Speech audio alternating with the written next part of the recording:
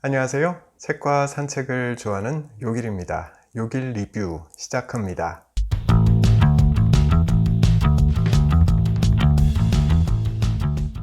오늘 소개해드릴 책은 지리의 힘입니다. 팀 마샬 씨가 썼습니다.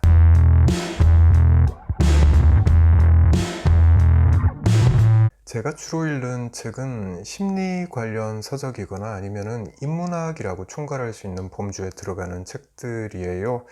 근데 가끔은 이렇게 베스트셀러 코너에서 책을 고르기도 합니다. 지리의 힘. 이 책도 한동안 베스트셀러 상위권에 머물고 있었던 책이죠.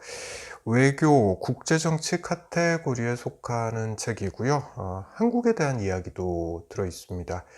가끔은 외국 사람이 바라보는 한국, 이런 거 들여다보면은요, 우리나라를 객관화할 수가 있거든요. 그런 의미에서 한번 읽어보고 싶어서 골라봤습니다.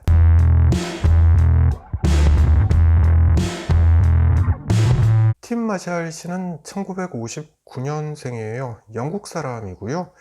기자였습니다. 파이낸셜 타임스나 스카이 뉴스, BBC 이런 언론사에서 일을 했고요. 주로 외교 분야의 기사를 썼던 기자입니다.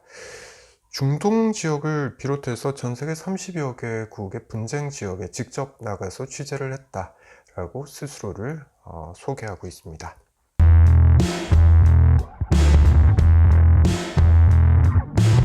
이 책의 원래 제목은 Prisoners of Geography라고 되어 있습니다. 직역하자면 지리의 죄수들이죠.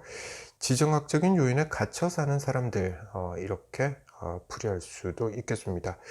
그리고 이 책의 영문판에는 세계 모든 것을 설명하는 10장의 지도라는 부제가 붙어 있습니다. 지정학적으로 세계를 한번 들여다보자 라는 취지로 쓴 책이라는 걸 알 수가 있죠.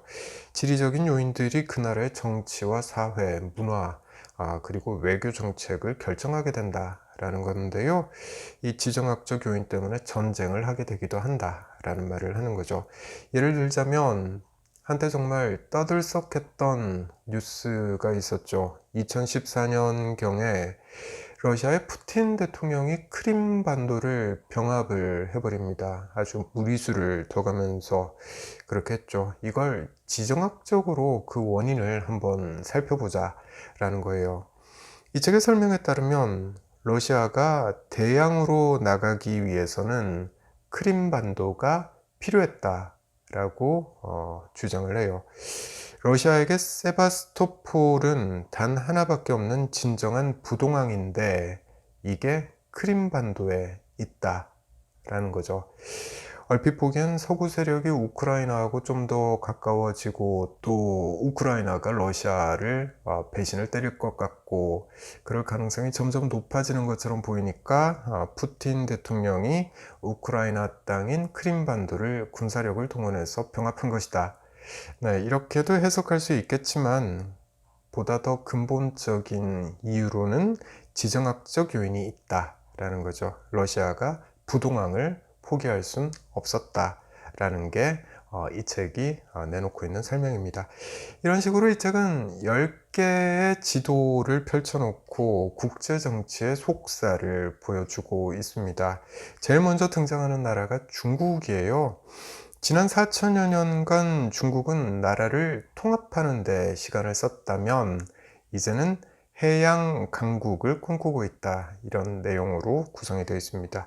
두 번째는 미국입니다. 워낙에 지리적으로 복받은 위치에 나라를 세웠고 게다가 워낙에 남의 땅을 잘 샀다라는 게 이 책의 평가인데요. 루이지애나를 미국이 샀더라고요. 1803년이었는데 프랑스로부터 루이지애나의 지배권을 사들였다라는 겁니다. 이건 미국의 역사를 배운 사람들은 기초적으로 알고 있는 지식일 텐데 저는 처음 알았습니다. 덕분에 미국은 이 땅을 흐르는 그 미시시피 강을 기반으로 해서 번영의 기초를 닦았다 라는 거죠.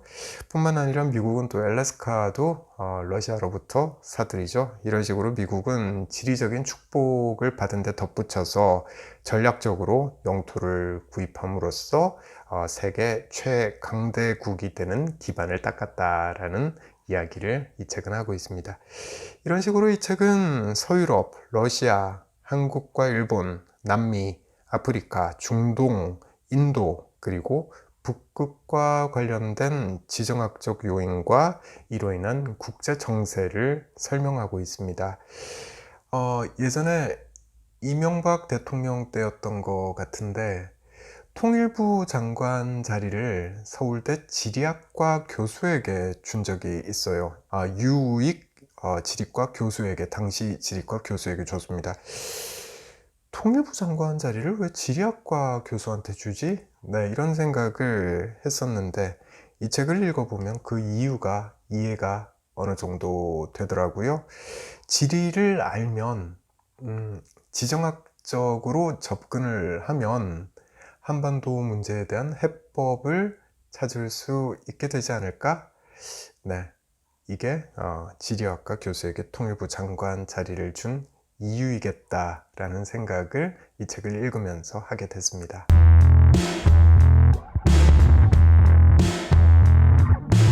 네, 말을 이렇게 어렵게 할 수도 있는 거구나. 네, 저는 이 책을 읽으면서 엉뚱하게도 그게 좀 재밌었어요. 이 책은 가독성이 정말 떨어집니다. 네, 번역서라서 그렇다라고 말하기엔 좀 무리가 있어요. 역자의 이력을 보면 정말 전문가거든요. 아마 원문을 봐도 가독성은 떨어지지 않을까라는 생각을 하게 돼요. 예를 들면 이런 거예요. 잠깐 읽어볼게요. 결국 기지 협상을 위한 구축함들이라는 이름으로 영국은 강대국이 될 수 있는 능력을 전쟁을 계속 수행하게 하는 도움과 맞바꾸어 버렸다. 무슨 말인지 이해가 되십니까? 맥락을 보면 제가 이해한 바는 그래요. 이게 1940년 가을에 발생한 일인데 영국은 해외에 있는 자국의 해군 기지들을 미국에 상당수 양보합니다. 대신에 미국으로부터 50여 척의 구축함을 받게 돼요. 이걸 이용해서 영국은 전쟁은 계속할 수 있었다는 거죠. 그런데 해외에 있던 자국의 해군 기지를 미국에 양보한 덕분에 강대국의 위치는 놓치게 된다 라는 말로 저는 해석했습니다. 이 책의 저자는 이처럼 쉽게 할 수 있는 말을 상당히 어렵게 하는 스타일의 작문을 하고 있습니다. 그러니까 가독성이 매우 떨어지는 거죠. 책이 전부 다 이렇진 않아요. 술술 읽히는 부분도 물론 있고요. 그런데 머리를 쥐어뜯으면서 이게 도대체 무슨 말이지? 라고 노력을 해야지 이해를 할 수 있는 그런 문장들이 꽤 많습니다. 다만 우리나라 이야기를 할 땐 우리가 이미 배경과 맥락을 다 알고 있기 때문에 잘 읽혀요. 그리고 앞서 언급한 대로 남의 나라 전문가들이 우리나라의 상황을 이야기하는 걸 들어보면 우리 상황을 객관화할 수가 있거든요. 자, 이제 그 객관화를 한번 해보도록 할게요.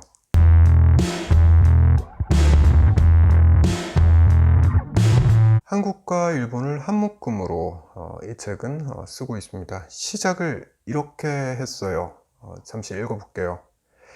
한반도라는 문제를 어떻게 풀어야 할까? 풀 수 없다.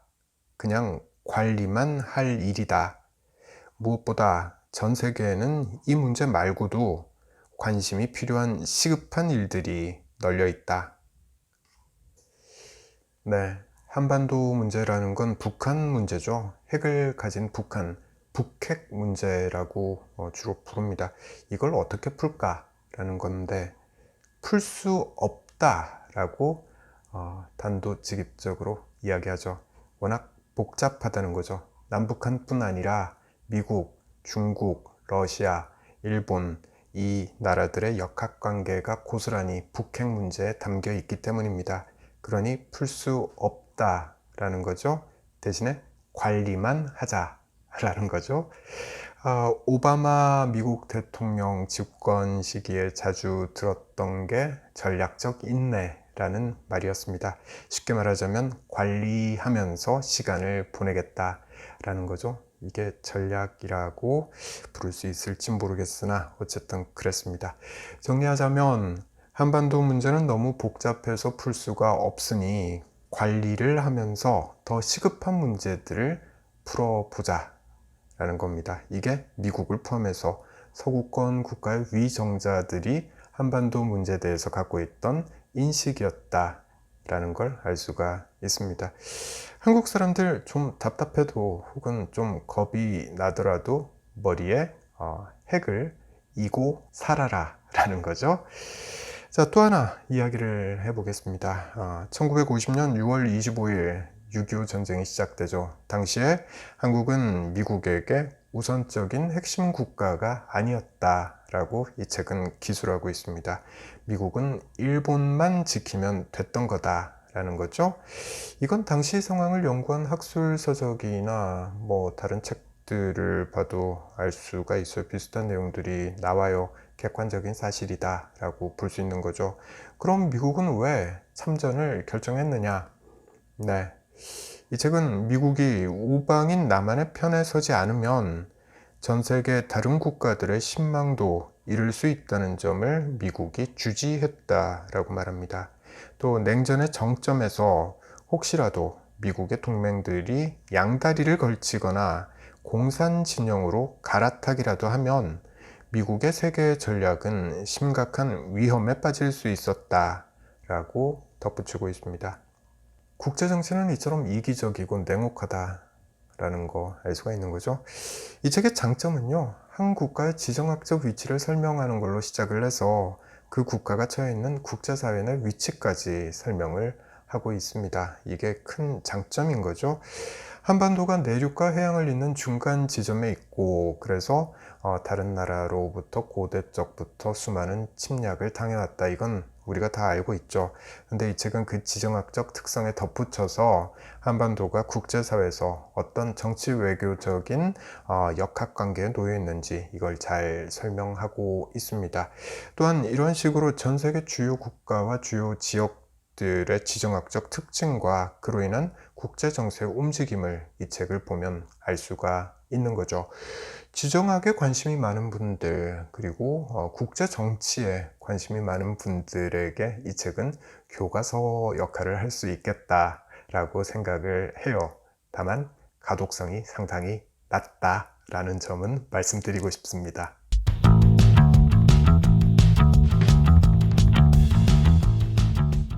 네, 저는 다음에 다른 책 들고 다시 찾아올게요.